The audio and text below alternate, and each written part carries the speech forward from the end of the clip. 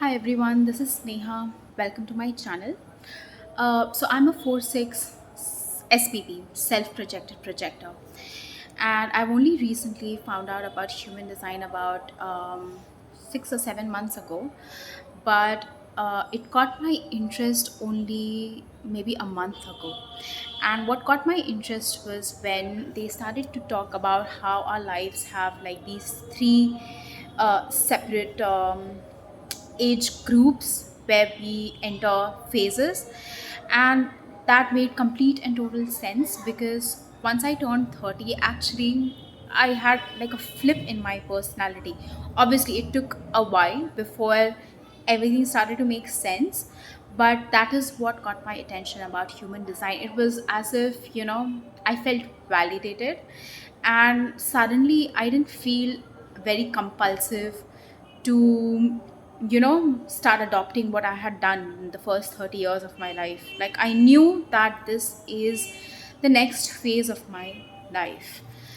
So I couldn't find a lot of information on self-projected projectors, and specifically on how to consult our inner authority, because it's so vague. Like, it's a feeling, right? It's not a yes or a no, it's a feeling.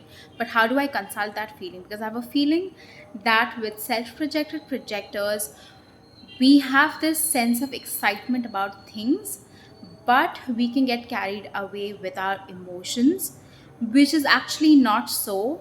It shouldn't be so in our case. Since we're not emotional beings, we shouldn't be having those ups and downs unless we're conditioned.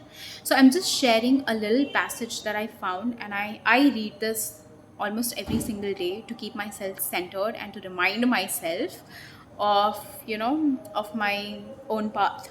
I have started to decondition myself, and I'd like to share something of my journey, hopefully to help other self-projected projectors on this. So this is what I found on Reddit, and I hope you enjoy it.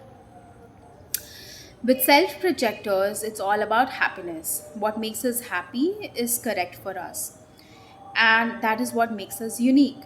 When our G lights up, when we feel a light shining there, a tickle in the area behind the sternum, an excitement, but not emotionally being carried away, as we are never emotionally defined. There are no ups and downs unless we are conditioned by others. It's pure bliss for us when we are being who we are and are involved in what we are pulled towards.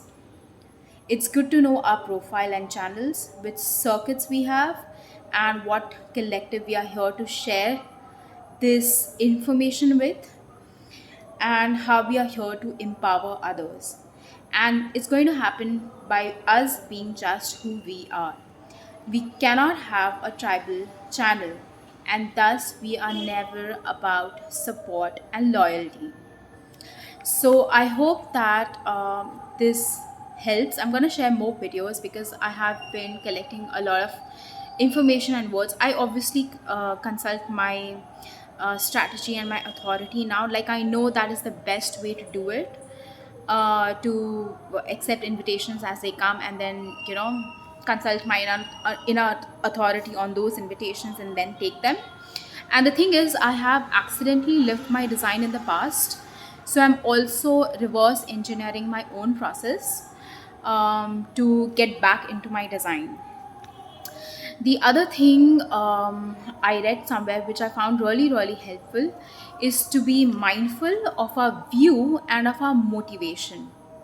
Of our view and our motivation on a day to day basis, so that we stay on our path. We may not have invitations every single day, so you may or may not consult your inner authority on a day to day basis.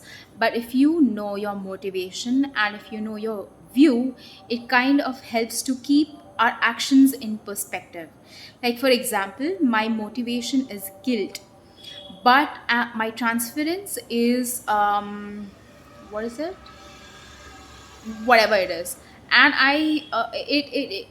it clicked that I was functioning out of that on most days. It was crazy. So once I understood what this motivation guilt is, I was like, okay, you know what, I know, like, this is how I'm supposed to function. And I started functioning with that. And so I hope that that helps, and I will be uploading more videos, so stay tuned. Bye.